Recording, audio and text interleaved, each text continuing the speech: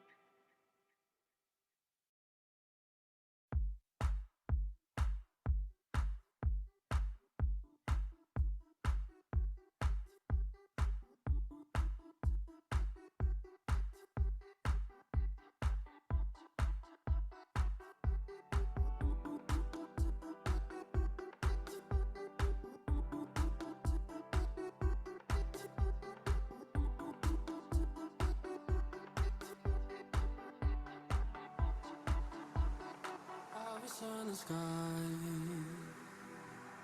burning in your eyes. You look at me, baby, I wanna catch on fire. It's buried in my soul, like California gold. You found the light in me that I couldn't find. So when I'm all choked up, but I can't find the words. Every time we say goodbye, baby, it hurts. When the sun goes down on the bed, won't play. I'll always remember us this way. Love is in the night. Oh, it's trying to ride. We don't know how to rhyme, but then we try. But all I really know, you're where I wanna go. The part of me that's you will never die. So when I'm all choked up and I can't find the words, every time we say goodbye, baby, it hurts. When the sun goes down and the band won't play, I'll always remember us this way. Don't wanna be just a memory, baby.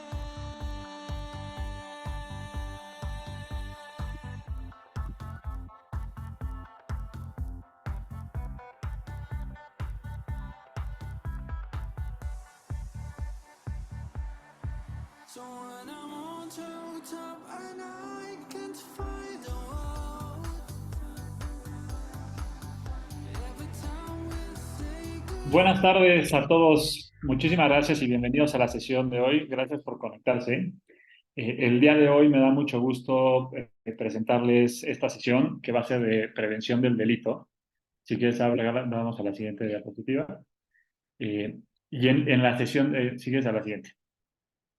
Y en esta sesión nos la va a dar a una persona externa, que es el licenciado Pablo Gómez Montt, del despacho Zapata Velasco Gómez Montt. Él se especializa en litigio penal y ya lleva bastantes años como socio de su despacho, que es Zapata Velasco Gómez Montt. También es profesor de Derecho Penal y Derecho Procesal Penal, que ha sido profesor en diferentes universidades. Actualmente da clases en la UP y es un miembro activo de la Barra de Abogados de México. La verdad es que le agradezco muchísimo que se conecte con nosotros y que se tome el tiempo de platicarnos un poquito de estos temas. La intención de la sesión de hoy es que también todo el mundo, todos los asistentes le saquen todo el provecho posible. Entonces, cualquier duda o cualquier comentario que quieran tener, siéntese con libertad de abrir el micrófono o escribirlos en el chat que tenemos aquí y les ayudamos a exponerlos. Pablo, muchísimas gracias por tu tiempo y te paso el micrófono.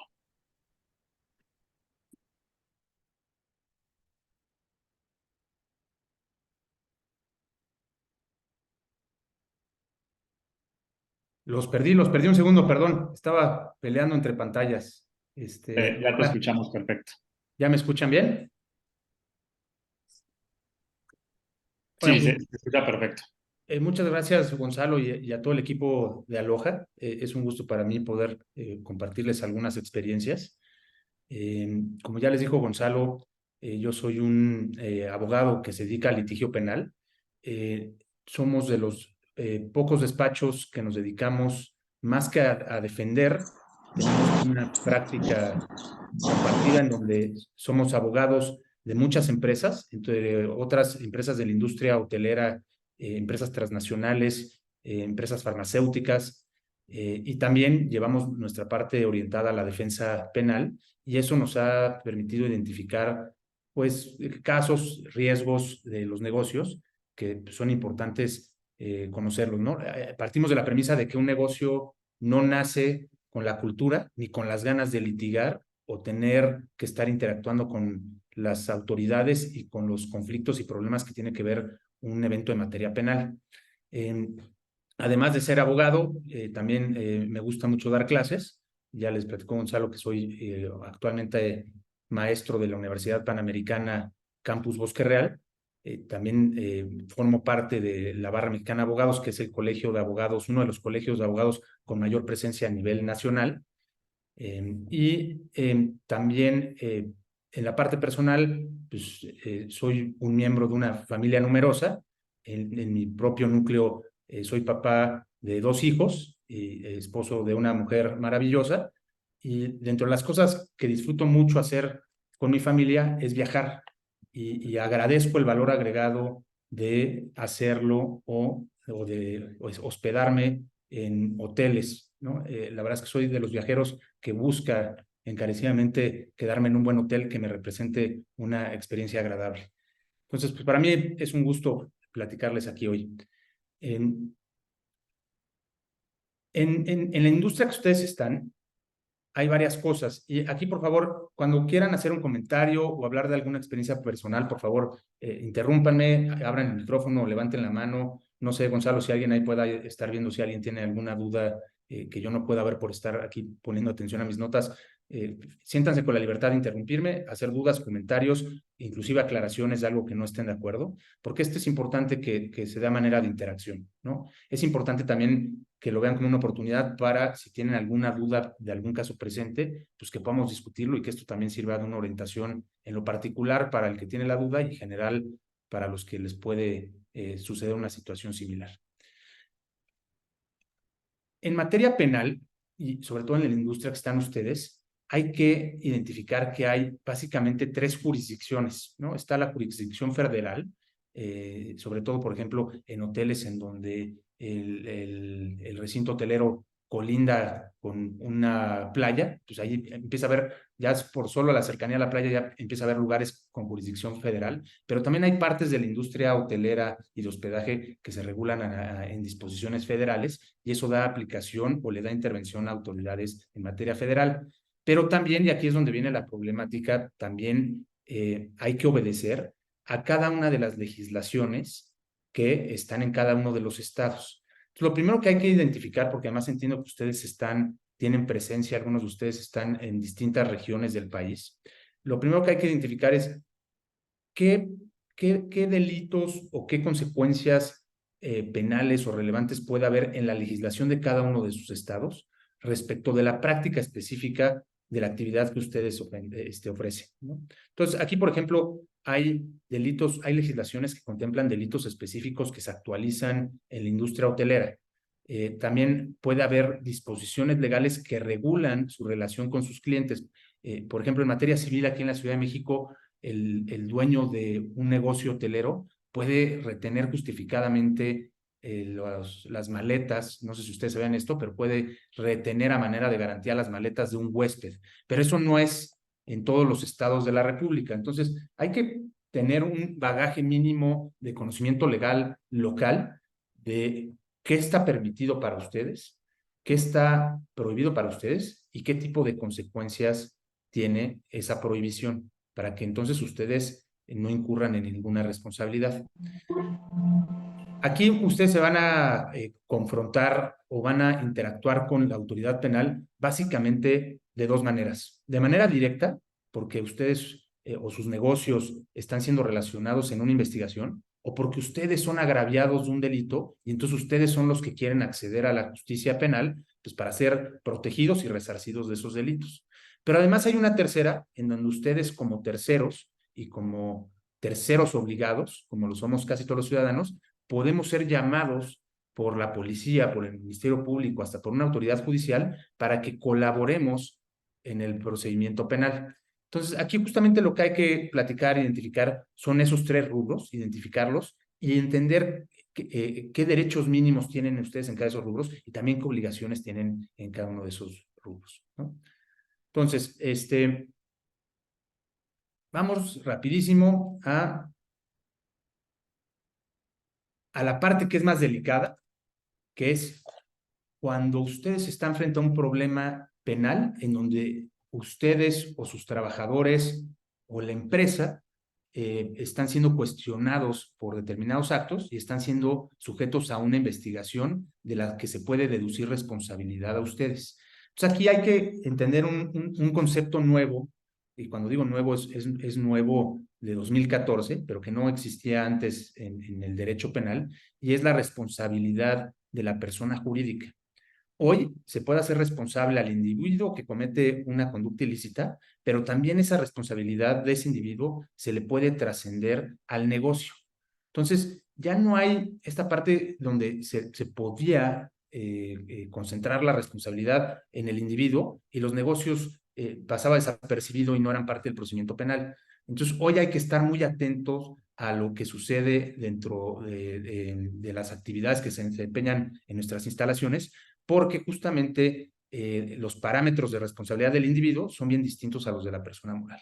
Entonces, una persona física puede ser responsable de un delito pues, cuando lo comete, cuando convence a otro de cometerlo, cuando instruye a otro de cometerlo, cuando se pone de acuerdo con otro para cometerlo, pero también puede ser cómplice o auxiliar si ayuda a otro a cometerlo, si facilita a otro a cometerlo, etc.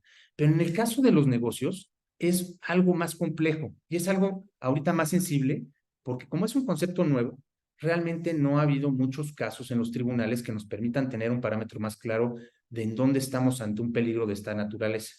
Entonces, fíjense, la responsabilidad de la persona jurídica o moral o de la empresa, cuando yo digo persona jurídica me refiero justamente al negocio, sucede o acontece, primero como pues, presupuesto, cuando alguien comete un delito. Entonces, ese delito puede ser porque alguien lo comete de manera imprudencial, por ejemplo, unas lesiones o un homicidio, que no necesariamente tiene que haber intención, pero que la sola imprudencia ya es causa de responsabilidad. Supongamos un evento de tránsito en donde alguien iba en exceso de velocidad. Eso ya presupone la responsabilidad de la persona.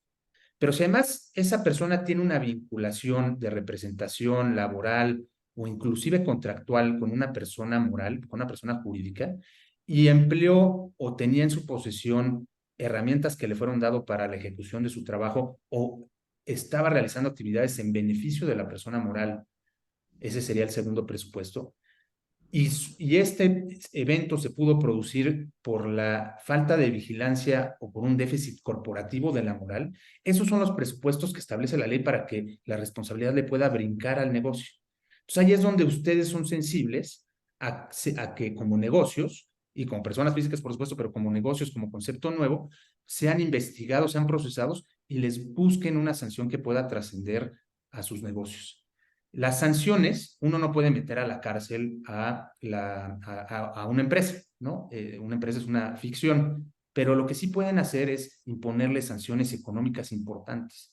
Esas sanciones pueden llegar hasta el punto de inhabilitar a la empresa de contrataciones públicas. También pueden decretar su intervención judicial, puede ir hasta la liquidación. No ha habido un solo caso en México. No quiero que que se espanten y después busquen a la gente al ojo y digan, oigan, este señor solo vino a calambrarnos. No, no, para nada. La idea es que tengan conocimiento general de qué sucede y en dónde hay vulnerabilidades. Y la vulnerabilidad de este tema de la responsabilidad de los negocios es que todavía no ha habido muchos casos y entonces las autoridades están decidiendo pues cuáles intentan y cuáles no. Y entonces se vuelve bien delicado porque como no tienes un parámetro para defenderte con claridad, pues sí puedes llevarte un proceso en donde tu operación, tu actividad pueda resultar afectada temporal o de manera definitiva, ¿no? Eh, entonces, hasta ahí, no sé si ustedes ya habían escuchado este concepto o lo traían en mente como parte de una preocupación en sus actividades. No sé si alguien quiera participar.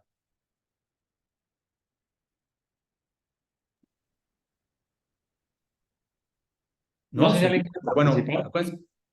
pero yo sí tengo una duda que es, entonces, aquí algo muy claro es, ya la empresa también puede ser responsable, ¿no? Ese es el mensaje principal. Sí, ese es el mensaje que hay que darnos. La empresa puede tener escenarios de responsabilidad y no necesariamente tienen que ver con que la empresa y sus funcionarios o altos directivos hayan obrado malicioso o perversamente. La falta de vigilancia, y ahorita vamos a platicar un poquito de cómo se ha interpretado esa falta de vigilancia, ya es un motivo suficiente para que esto le pueda tener repercusión a la empresa. Correcto. Muchas gracias. No sé si alguien más tiene alguna duda o algún comentario. Si no, o si quieren ponerlo en el chat y yo a ratito te los voy recopilando, Pablo. Muchas gracias. Perfecto. Bueno, seguimos. ¿Qué es esa falta de vigilancia hoy por hoy? Fíjense que junto con esto de la responsabilidad de los negocios surgió una corriente que además se volvió una corriente lucrativa, de vender protocolos de compliance o de cumplimiento normativo. Y eso ha generado la falsa percepción de que uno tiene que tener unos programas de cumplimiento corporativos como los que tienen las grandes empresas y las grandes industrias. La verdad es que la correcta vigilancia tiene que ver con procesos claros, con distribución de responsabilidades claras, con reacciones o procesos de reacción éticos y de asunción de responsabilidades y de decisiones concretas, ¿no? Entonces aquí lo que le importa a la autoridad o lo que nos va a sacar de un problema de responsabilidad penal es tener una política clara de prevención del delito, ¿no? Porque, digamos, los programas o los protocolos nunca van a ser lo suficientemente sólidos para evitar que se cometa algún delito. En realidad están diseñados sí para tratar de prevenirlo, pero más allá de si se comete o si sucede, que se tomen las acciones necesarias para remediarlo, para que no trascienda o se agrave la situación o para enmendar la situación, ¿no? Entonces, justo lo que hay que simplificar los conceptos y no hay que irnos al extremo de tener o tener que contratar a una firma muy importante de que nos haga un protocolo que luego ni es aplicable a la estructura del negocio, solo por tratar de cumplir este requisito. Mientras tengamos las cosas claras, y sí es importante tener algo documentado, ¿no? Eso va cumpliendo los estándares actuales de una buena vigilancia. Entonces, ¿qué debe haber en la política de prevención del delito? Pues, por ejemplo, deben de implementarse sistemas pues, para llevar registros claros, ¿no? Registros claros de los usuarios.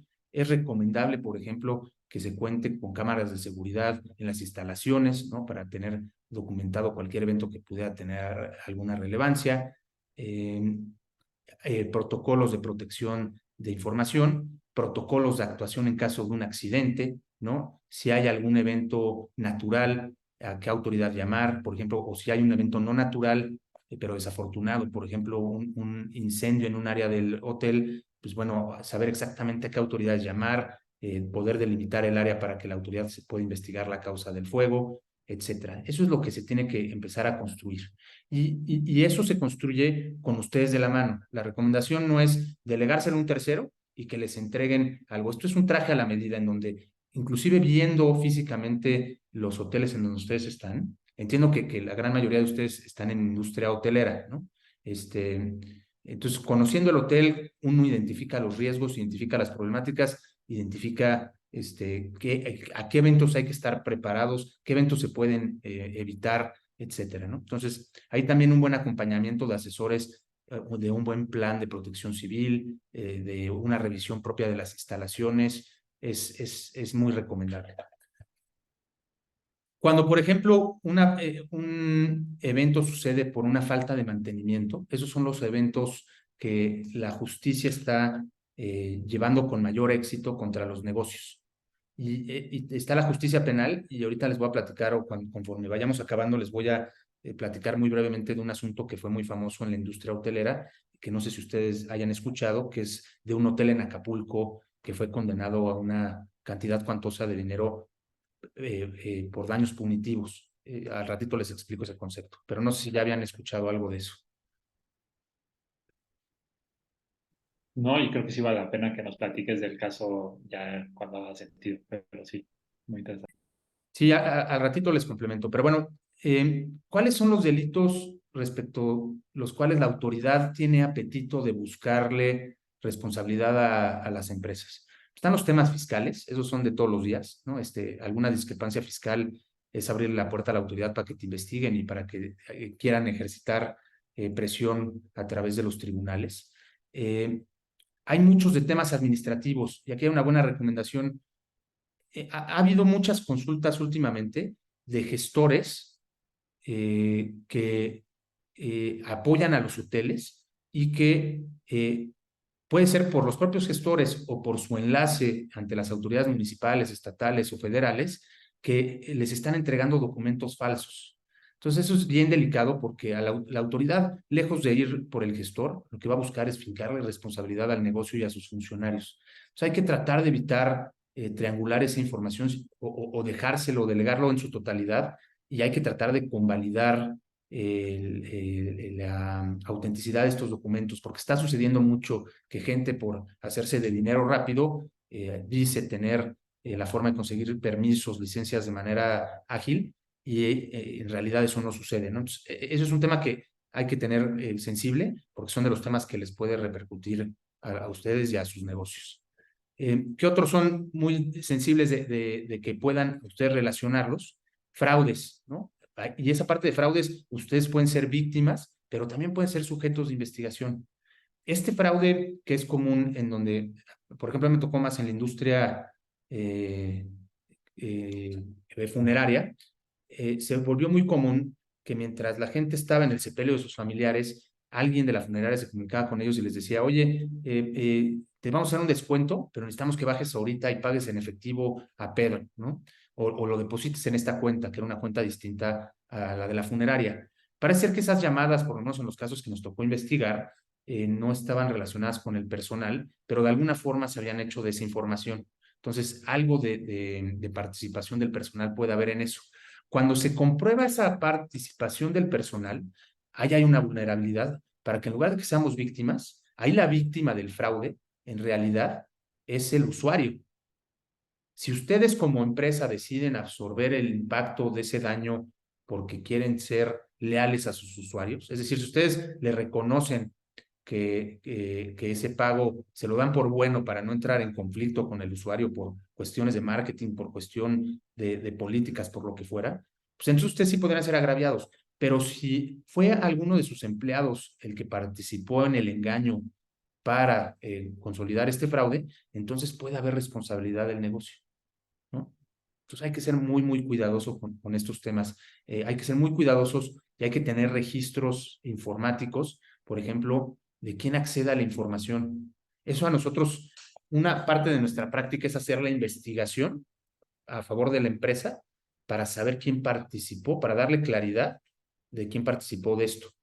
Y nosotros lo hacemos de la mano con algunos equipos de investigación y de investigadores.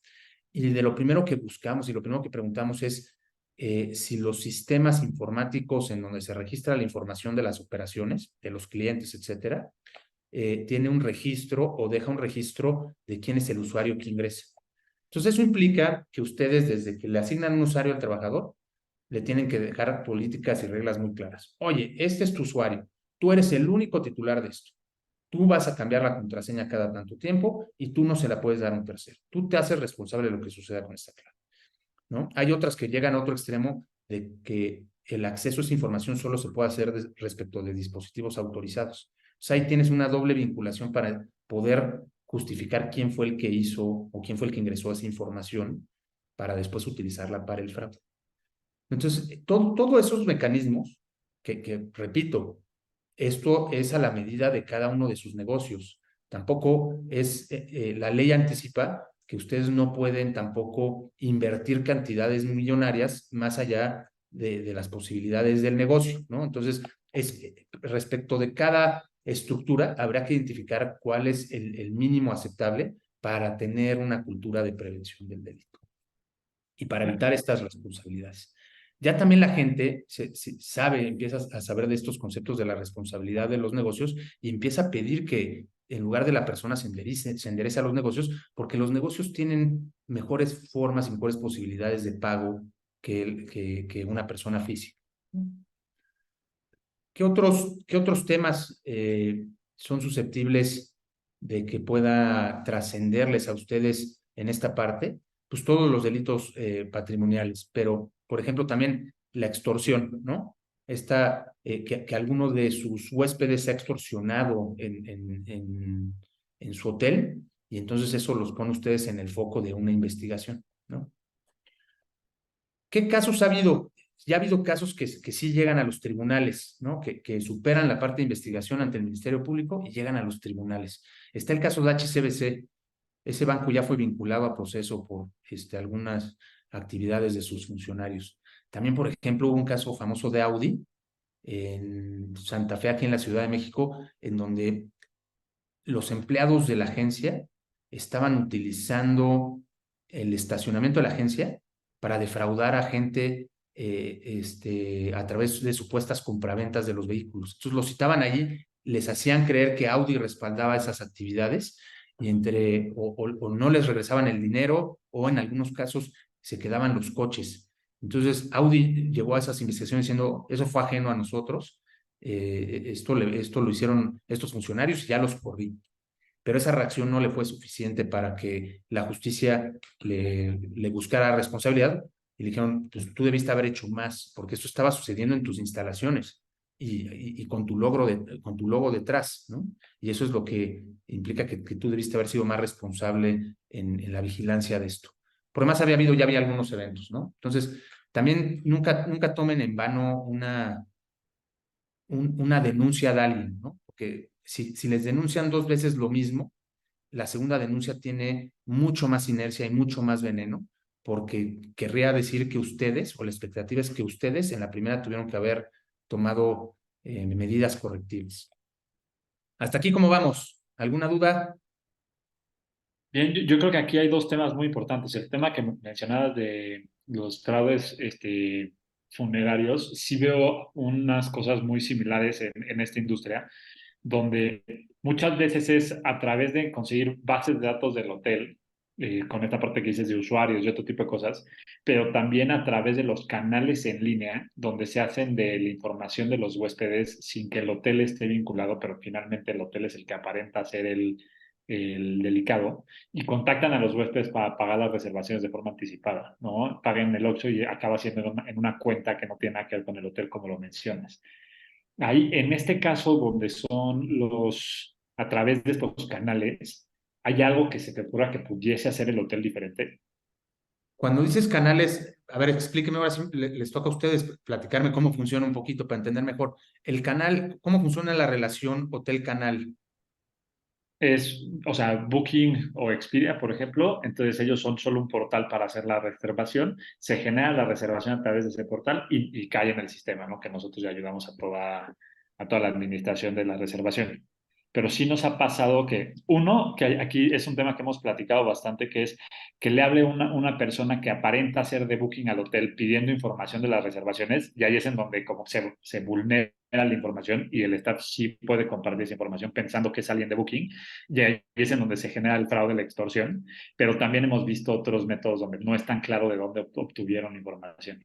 Es que justo ese es el tema, ¿en dónde es la vulnerabilidad, ¿no? Y habrá que ser cuidadosos, porque además también ahí está el límite de tus posibilidades. Si la vulnerabilidad de la información es del canal, es difícil que tú puedas hacer algo más que quizá notificar al canal que está sucediendo esto y pedir al canal que en las reservaciones o algo incluya una leyenda de que el sistema de pago no es modificable, no sé si sea el caso, pero justo habrá que ser sabedor, o no sé si inclusive y esta es duda, cuando se confirma la reservación, me imagino que el canal informa de esa reserva al hotel y no sé si proporcione los datos de contacto y quizá, y no sé si sea a la luz de la relación que tienen con el canal, si ustedes puedan contactar directo al potencial huésped para decirle, hemos tenido conocimiento de que algunas personas han sido contactadas, las formas de pago son a través de lo que quedaste con el canal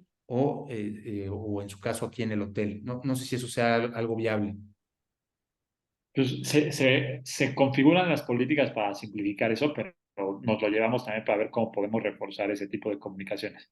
También depende del volumen de reservaciones, puede no ser tan viable hacer un contacto directo con todos los huéspedes, pero habrá que entenderlo para ver cómo pues lo evitamos lo más posible. Sí, no sé si eventualmente se llega al punto donde esté automatizado esa notificación de riesgo. De tal manera que inclusive se lo trasladas al usuario, y si él hace el pago por un canal distinto, jurídicamente lo que sucede es que es un pago indebido y entonces subsiste el adeudo hacia con el hotel o hacia con el canal. Entonces reviertes un poco las condiciones y en una eventualidad, uno, no te podrían reclamar y dos, podrías hasta reclamar el pago de esa reservación. Y al menos ya hiciste algo para disuadir el comportamiento. Y eso es justo el tema. O sea, todas las medidas que puedo hacer para disuadir que este tipo de conductas se continúen realizando es algo que se valora en la responsabilidad de los negocios. Buenísimo, muchas gracias. Oye, no sé si alguno de los asistentes tenga algún caso en particular de este tipo de fraudes o extorsiones que quisieran compartirnos para también tener pues, la perspectiva de licenciado. Si no, seguimos con la plática. O si no, igual si lo quieren poner en el chat, que los veo muy callados hoy. Pues, si quieres, sigamos, Pablo. Muchas gracias. Sí, y si empiezo a entrar como a temas muy técnicos, frénenme, por favor, ¿no? Yo porque como comúnmente hablo con abogados, la plática de abogados es aburrida, ¿no? Entonces, pero le cambiamos ahí la terminología, lo hacemos más coloquial. Entonces, si hay alguna duda sobre lo que implica algún término, por favor, háganmelo saber, ¿no? Entonces, sí ya es una realidad esto, ¿no? Eso es lo que decía Gonzalo. O sea, hay que tenerlo como una realidad, hay que tenerlo latente y hay que no espantarse, pero simplemente identificar, hacer una revisión, una retrospectiva de, a ver, ¿qué tenemos de procesos internos, ¿no? ¿Qué tan claras tenemos definidas la distribución de actividades y de funciones de nuestros empleados, ¿no? Desde el punto de vista de recursos humanos, es deseable que los empleados sepan exactamente cuáles son sus funciones y el alcance de sus funciones y de sus responsabilidades. Tenerlo delimitado ayuda precisamente y mantenerlos informados de cómo se ejecutan esas funciones, pues es bien importante, ¿no? Desde el registro, desde el resguardo de la información. Sí puede haber responsabilidad, por ejemplo, si uno no tomó precaución para el resguardo de cierta información y generó esa vulnerabilidad y de esa vulnerabilidad derivó una extorsión, un fraude o algo, eso puede llevar a una responsabilidad administrativa de una multa o algo por el estilo. Pero si, por ejemplo, un empleado saca la información, la lista de huéspedes histórica y la comercializa en un mercado secundario, esa actitud pasa a ser de un tema administrativo, pasa a ser un tema penal, en donde la empresa, por no haber tenido capacidad de resguardo y de custodia de esa información, puede tener responsabilidad, ¿no? Luego, ha habido otro tipo de fraudes que no sé si les haya tocado a su industria, pero se ha vuelto muy común, que son estos de phishing. Y que la verdad es que el nivel de sofisticación ha aumentado tremendamente y es bien difícil de detectar. Y luego cuando suceden uno se voltea a ver cómo fue que lo engañaron y hasta se enoja porque sí entiende ahí que era un delito. ¿Cuál es el común denominador de estos de phishing? De alguna manera el delincuente, y hay veces que inclusive puede ser alguien que materialmente está dentro de la institución, pero ahora ya es más común que sea algo externo, el delincuente se mete en una conversación de correos entre ustedes y, por ejemplo, un proveedor, ¿no? O un cliente importante. Entonces, el delincuente monitorea esas comunicaciones y cuando ve que va a haber una transferencia de recursos valiosa, ¿no? Por ejemplo, alguien que les haga una reservación para un congreso, y les reserve todo su hotel y les reserve 4 días del hotel y ustedes le piden un anticipo importante.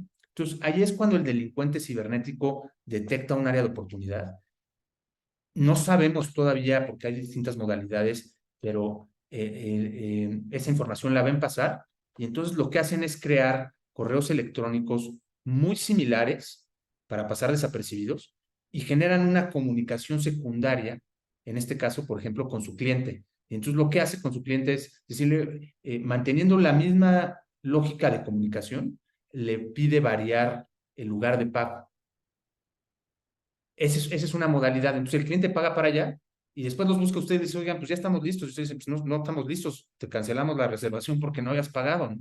Entonces ahí empieza un desgaste y una problemática tremenda en donde tienes que discutir jurídicamente si pagó bien o mal, pero esa discusión te lleva a desgastarte con un cliente y lo que les decía, ustedes no están diseñados para desgastarse con los clientes, al contrario, lo que ustedes quieren o justamente el servicio o producto que ustedes venden, pues es que el cliente salga feliz de sus instalaciones. El cliente que no llega a las instalaciones porque no las pudo usar por un conflicto legal, pues no va a ser un cliente recurrente, ¿no? Entonces hay que saber lidiar también con eso. Esa es una modalidad que no sé si ya hayan visto pasar. También sucede en cuestiones internas, ¿no? No tanto hacia el cliente, sino, por ejemplo, puede llegar un correo, por lo general utilizan alguien eh, que sea de jerarquía dentro de la estructura del hotel y mandan a finanzas. A veces los hoteles tienen esa problemática que el área de finanzas no está directamente, no que sea problemática, pero son áreas de oportunidad.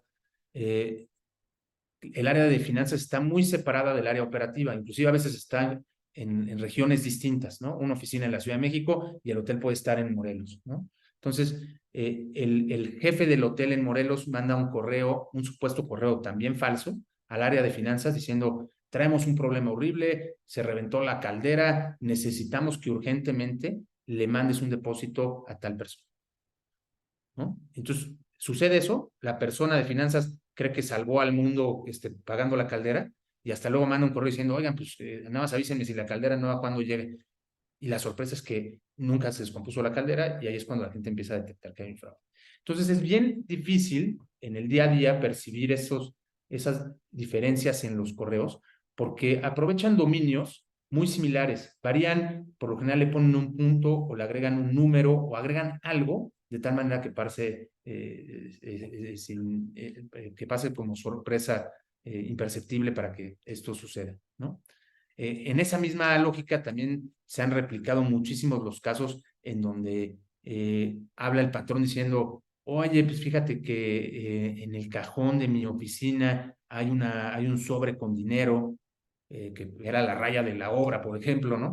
Necesito que lo saques y que se lo lleves a tal persona porque choqué y necesito el dinero. Entonces eso también lo hemos visto replicarse muchísimo, ¿no? Esas son áreas que hay que tener mucho cuidado porque también son impactos en la bolsa de uno y de los negocios pues, que no deben de suceder, ¿no? Y eso es bien común que suceda y que pase y cuando pasa, pasa porque no hay los debidos controles. ¿Qué se puede hacer en esos casos? Pues hay que tener también políticas bien claras de pago. Tiene que haber sujetos específicos que puedan realizar el pago, sujetos específicos que lo puedan autorizar.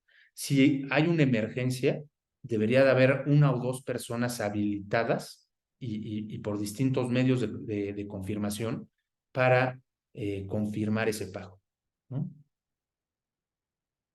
Entonces, esa es la forma en la que ustedes pueden prevenir esas circunstancias. Cuando sea esta de emergencia de que al señor se lo están llevando ante la autoridad, etcétera, siempre buscar una convalidación con sus familiares, con lo que sea. Por lo general, la persona que defrauda dice, por favor, no le avises en mi casa porque me voy a meter en problemas, no quiero que sepan, no los quiero preocupar.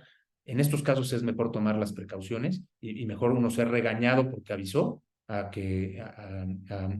ser víctima de un fraude, ¿no?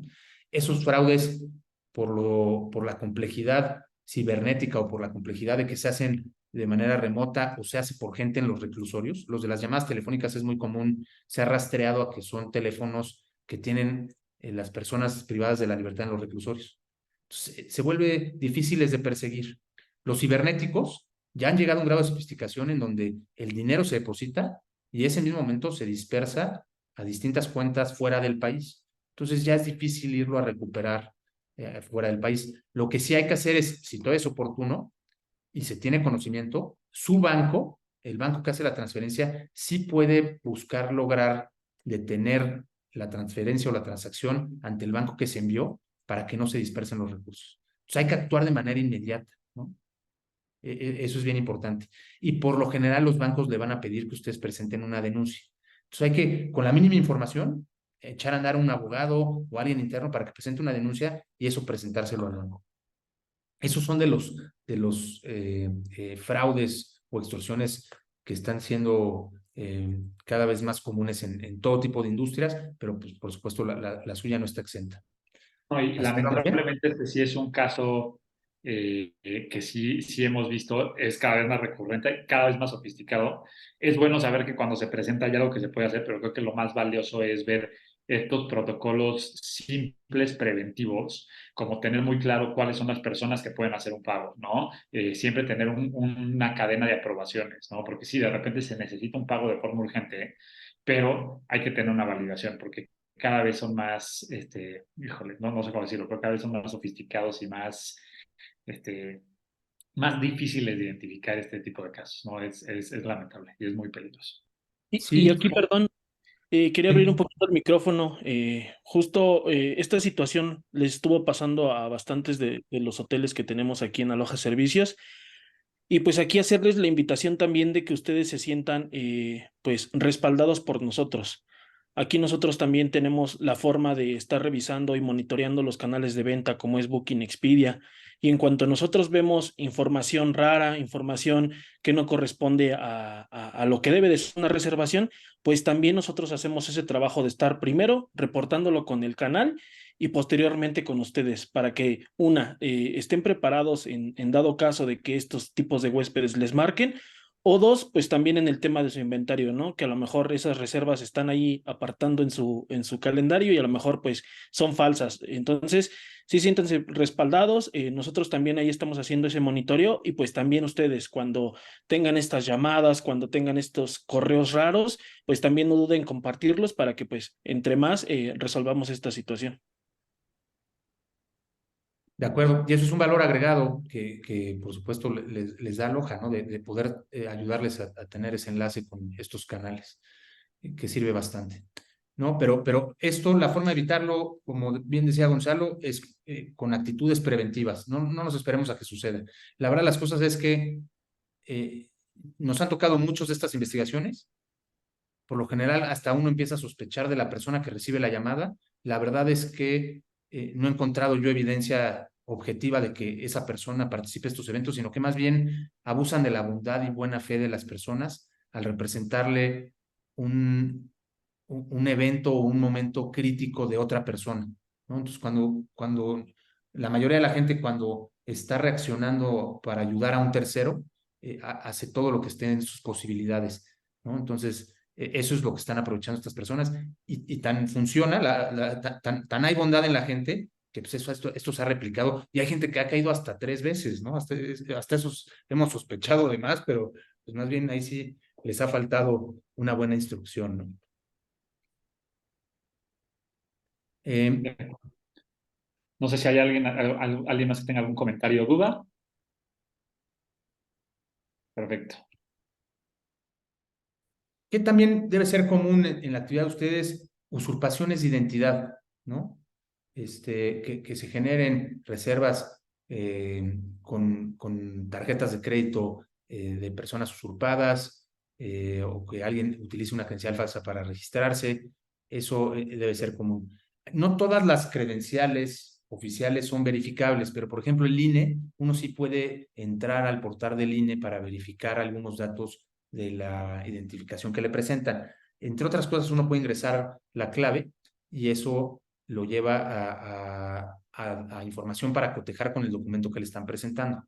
Ahora, los delincuentes se han sofisticado y entonces han logrado tener acceso a las bases de INE. Entonces, lo que están logrando hacer es sacar INEs auténticas con una foto de la persona que usurpa la identidad. Pero bueno, pues eso la sofisticación, pues ahí sí, si se llega a esos casos, pues realmente ustedes no tenían gran cosa que hacer porque pues la persona se presentó con un documento que tenía todas las presunciones de legalidad, ¿no?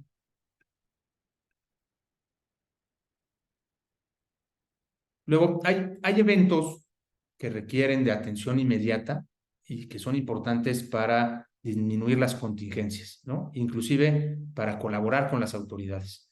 Cuando hay un evento en donde un huésped o un miembro de su equipo tiene una lesión, un accidente o pasa algo en la instalación que provoca daños, lesiones, por ejemplo, ha habido casos en que hay afortunados decesos en el sitio. Cuando eso sucede, el ideal es preservar el lugar, ¿no? Pero si llega la autoridad, lo ideal es que esté preservado. Hacer lo mínimo indispensable, por ejemplo, si la víctima requiere alguna ayuda para levantarse, para recuperarse, eso sí se puede hacer sin manipular las cosas, resguardar las cámaras de video, generar entrevistas para conocer qué sucedió y también llamar a los primeros auxilios que sean necesarios. Por ejemplo, si es un evento en donde una persona se cae de un lugar elevado y no hay personal capacitado para inmovilizarlo, pues entonces es mejor esperar a que alguien lo haga, porque ha habido eventos de responsabilidad de la persona física cuando mueve a una persona y la lesión se agrava o inclusive la persona pierde la vida derivado que no fue maniobrada adecuadamente y eso generó que sus lesiones trascendieran a su vida. Entonces es bien importante o capacitar al personal en primeros auxilios o tener muy disponibles los datos de elementos de bomberos, de protección civil, de emergencias y de policía al alcance para que se dé aviso inmediato. También es importante la temporalidad entre el evento y el aviso. Entre más se demore el aviso, más interpretan las autoridades que uno estaba tratando de evitar o de esconder algo. Y eso genera otro tipo de actitudes de la autoridad. Si uno colabora con la autoridad, lo más común, y este es más que tema de que los hoteles sean víctimas o sean investigados, esto es un tema de colaborar con la autoridad, pero en donde sí pueden resultar afectados. Cuando hay un evento que tiene relevancia legal, ¿no? Unas lesiones, una muerte, una explosión por una infraestructura, etcétera, la autoridad no sabe qué lo causó. Entonces la autoridad tiene una decisión muy importante que hacer cuando llega al lugar y eso es preservar el lugar. Y puede ser tan agresivo como asegurar todo el inmueble o tan benévolo como identificar exactamente el lugar y el riesgo y limitar ese lugar. La ley hoy dice que la autoridad tiene que procurar limitar el lugar para no afectar las actividades lícitas de la instalación o del lugar o del hotel en este caso. Sin embargo, si la autoridad tiene la sensibilidad de que ustedes estaban tratando de ocultar porque no avisaron, porque no actuaron con diligencia, eso aumenta las posibilidades de que la autoridad les quiera asegurar el inmueble. Entonces eso es bien importante porque eso afecta a su capacidad de operar, ¿no? La forma de revertir eso no es inmediata por lo general. Entonces, lo que habría que buscar es luego también tener asesoramiento legal, que alguien se traslade y que empiece a interactuar con el Ministerio Público y con la policía. La autoridad, en teoría, solo puede mantener asegurada la propiedad hasta en tanto realiza su investigación. Pero si se los dejamos a ellos, ¿no? Ellos pueden tardar meses y meses y no les genera ninguna presión o culpa que esté el inmueble asegurado y que se estén afectando el empleo de muchas personas. Y el ingreso e inclusive la posibilidad de subsistir del negocio. Si un abogado lo que puede ayudar a hacerles es estar insistiendo y presionando a la autoridad para que se desahoguen lo más rápido posible todo y para que les liberen el sitio de volada, ¿no? Y ahí sean cuidadosos porque también la autoridad a veces, desafortunadamente en nuestro país, de estos aseguramientos busca también exigir una extorsión o un soborno, ¿no? Y eso los puede llevar a ustedes a otro tipo de responsabilidad. Entonces, hay que actuar de manera diligente, hay que tener ya el contacto de un asesor legal, digamos, disponible. Quienes no tengan un abogado de cabecera, sería bueno que vayan encontrando un penalista de cabecera en la región donde están ustedes para que lo puedan activar de inmediato. Si no lo tienen, con gusto a través de CAO pueden decirles que no lo tienen, decir dónde está ubicado su hotel o sus hoteles y nosotros podríamos recomendarles a alguien que los pueda asistir. Eso, Gonzalo, si quieres, chécalo directamente con ellos. Eso es algo que podemos nosotros ofrecerles, ¿no? Perfecto, sí, sin duda. Y entonces, en este tema, lo más importante es siempre ser lo más, yo no sé si participativo es la palabra, pero lo más abierto y, dijiste una palabra muy particular, pero, o sea, sí que se vea la buena voluntad del establecimiento por participar con la autoridad en todo momento, ¿no? Eso siempre le da una buena lectura a la Mira, hay situación. de eventos a eventos y esa sí es una medición que se hace caso por caso, porque hay eventos que naturalmente van a llevar, que pueden llevarle escenarios de responsabilidad al negocio y a los individuos. Entonces ahí tienes que tener desde el principio una buena interpretación del evento para establecer una estrategia, porque dentro de los derechos que tiene la persona moral y los investigados es que cuando son investigados, es que uno no está obligado a interactuar y colaborar con la autoridad y se puede proteger de entregar cierta información a la autoridad, inclusive no está obligado a dar su versión de los hechos. Entonces, si el evento es muy claro que derivó de una imprudencia o inclusive de un actuar doloso de algún miembro del hotel, pues la postura debe ser distinta. Si estamos tranquilos en que quizá eh, eh, eh, no hay nada deficiente, sino que fue un evento casual, pues la postura sí puede ser mucho más colaboradora. Hay que tener una medición para saber exactamente cómo vas a reaccionar. Lo que sí te puedo decir es, la autoridad reacciona enérgicamente cuando te ven a ti diciendo, no, pues no te dejo entrar, que no entren los peritos. Eso les justifica a pedir hasta órdenes judiciales para entrar con fuerza pública y asegurar todo el inmueble. Y luego revertir eso es más complicado. O sea, hay veces que eso vale la pena por la responsabilidad que puedes enfrentar, pero por lo general un hotel que se queda asegurado y que pierde el flujo, pues también se le vuelve difícil poder atender una contingencia legal de esta naturaleza. Entonces, sí es dependiendo del caso, pero la recomendación natural o la expectativa natural de un negocio es que sí colabore. La no colaboración también puede ser objeto de responsabilidad. Pueden decirte que estás encubriendo o que estás favoreciendo a alguien y ahí te puede llevar eso a una responsabilidad independiente. Entonces, te diría que sí, Gonzalo, o sea, la postura genérica debe ser esa, pero hay una evaluación de riesgo y de estrategia que atender en cada caso. Pero entonces yo lo resumiría todo este punto en tres cosas bien importantes que se tienen que combinar, ¿no? Una parte de colaboración, una segunda parte de criterio y una tercera parte que es fundamental que siempre sea, que es tener la asesoría de este abogado de cabecera para poder dar más contexto a estos dos anteriores, ¿no? Y poder tomar la mejor decisión para el caso. Sí, sí, sí, sí. Y lo ideal en eso es, si no lo tienen, explorarlo, ¿no? Buscar un abogado, entrevistar a un par, ver con quién se sienten cómodos. Y en esa parte, pues, empezar a entablar una relación con el abogado. Yo, por ejemplo, me ha funcionado mucho que tengo clientes ya de mucho tiempo que empiezo a conocer cómo funcionan sus procesos, ¿no? Y que son industrias, por ejemplo, tengo unos clientes que son transportadores de gas natural. Es una industria sumamente complicada desde la construcción hasta la operación. Sigo sin entenderla, la verdad, pero me sirve mucho haber sido su abogado durante mucho tiempo porque mi curva de aprendizaje cuando se actualiza algún evento ya está mucho más simplificada, ¿no? Entonces, el abogado que tiene con ustedes y que es de su confianza se vuelve un abogado que además va a procurar mejor su interés, genera una lealtad adicional y va a poder brincar y reaccionar mucho más rápido que alguien que le hablen de bote pronto, ¿no?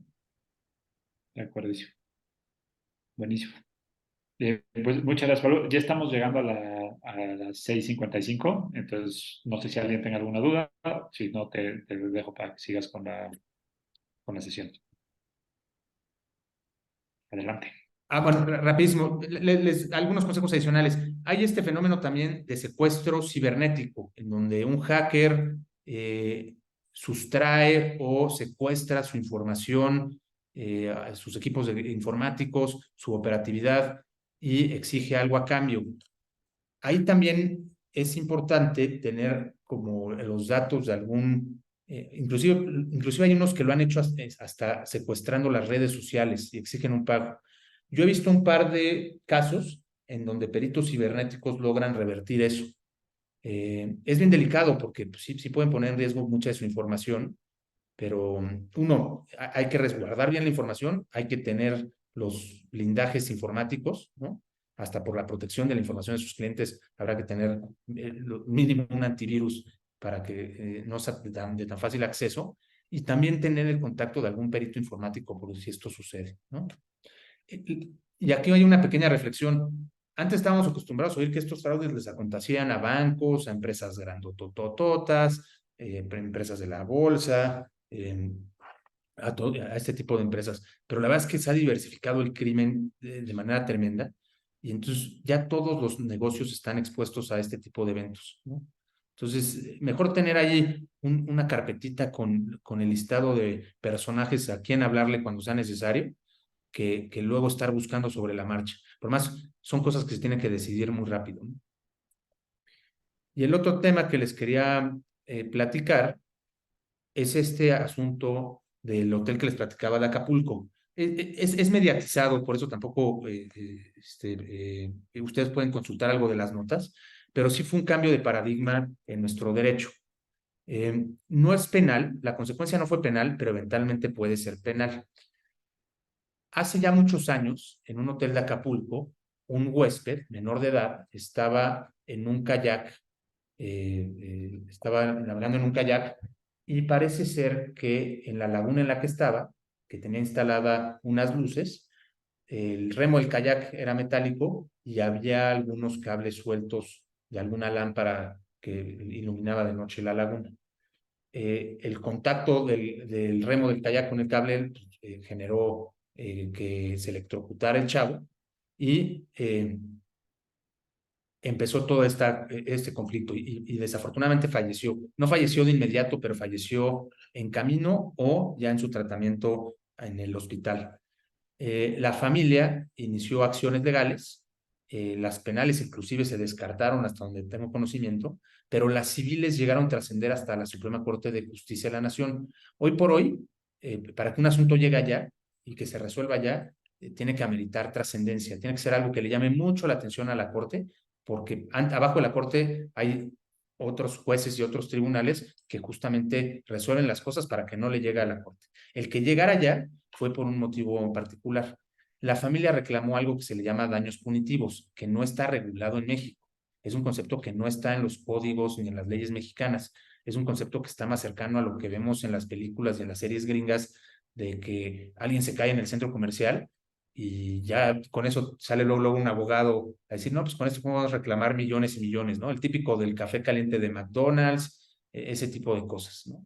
Y que sí ha llevado a la gente a tener sentencias favorables por mucho dinero. La preocupación del daño punitivo es que el daño punitivo no solo busca resarcir el daño causado, ¿no? No solo dice, a ver, te gastaste en hospitales esto, te ganaste en tratamiento esto, el daño moral, pues tuviste tratamiento psicológico, toma, te lo pago, sino que el daño punitivo es una sanción al hotel, en este caso, para que esto no vuelva a suceder nunca. Y más o menos esa sanción a ese hotel en particular, en ese momento, creo que trascendió hasta los 30 millones de pesos, ¿no? Entonces, es una sanción que queda al arbitrio del juez, atendiendo mucho a cómo se comportó el hotel o el negocio para prevenirlo, pero una vez sucedido el evento, y esa es la reflexión que les quiero dejar, si llega a suceder algo desafortunado en una de esas instalaciones y ustedes hacen lo posible para ocultarlo o no hablan inmediatamente a emergencias o no toman acciones de mitigación, esos son los presupuestos que los pueden dejar a ustedes vulnerables a que esa gente les reclame a ustedes cantidades importantes de dinero. Entonces, hay que estar sensible de estas cosas y por eso la importancia. Todo redunda mucho, desde para evitar responsabilidad, pero hasta para evitar fraudes, o sea, para que no los lleven ustedes un proceso, pero para que tampoco los lastimen los delincuentes, todo redunda a que ustedes tengan manuales claros de cómo reaccionar frente a este tipo de eventos. Ese es un poquito el consejo más valioso que les puedo dejar. También si luego gustan que abundemos más en el alcance de esos manuales, qué tipo de manuales, todo eso, pues, con gusto lo podemos hacer. Hoy quería que fuera una plática más introductoria de dónde pueden ustedes verse confrontados con un tema de ley y que entendieran un poco de las vulnerabilidades para que las puedan anticipar y ojalá que nunca tengan que hablarle a un penalista. Ese siempre es el objetivo, o debiese ser. Pues muchísimas gracias, Pablo. No sé si alguien quiere aprovechar que tenemos el foro y Pablo todavía nos está regalando algo de tiempo para hacerle alguna pregunta, puede ser a través del chat o por la llamada. Con mucho gusto damos algunos minutos para la misma. No, parece ser que no. Yo te agradezco enormemente todo este contenido. Creo que nos abres muchísimo los ojos a cómo cuidarnos y cómo tener ciertas políticas, ciertos manuales, protocolos para evitar que sucedan las cosas y cuando sucedan también cómo hacerlo de una forma que también eviten que se acrecenten, ¿no? Y que tengan mayores repercusiones. Creo que es la finalidad de esto. Muchísimas gracias por tu tiempo. Y nos vamos a llevar una lista, al menos nosotros, muy grande de cosas que hacer que podamos ayudarle a los hoteles a implementar para lo mismo. De acuerdo, y cuéntenme en ese esfuerzo. Si necesitan abundar en algo, con gusto. Muchísimas gracias. Sin duda lo haremos. Y mucho gusto y gracias a todos. Muchas gracias. Que tengan un Gracias, excelente Pablo. todos y nos vemos en la siguiente sesión. Les recuerdo que si no pudieron ver esta capacitación completa o que hay otras capacitaciones que no pudieron ver, las pueden ver dentro de nuestra página de comunidad.khoteles.com. Si no tienen acceso a su perfil dentro de esta página, no duden en contactar a su consultor para que les ayudemos a tenerlo. Ahí están registradas todas las capacitaciones que tenemos. Entonces, para que lo tengan a la mano y siempre puedan estar reforzando estos conocimientos. Y también los invito el siguiente miércoles 18 a nuestra siguiente capacitación que va a ser de procesos de seguridad, ¿no? Les estaremos enviando la invitación en su momento para que se conecten todos. Mientras tanto, muchísimas gracias y que tengan una excelente semana. Muy buen día. Hasta luego. Hasta luego. When the sun goes down and the wind won't play, I'll always remember us this way.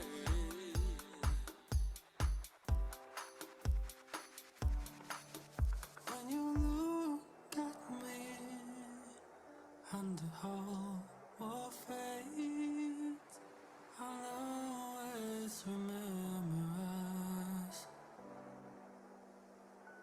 this way.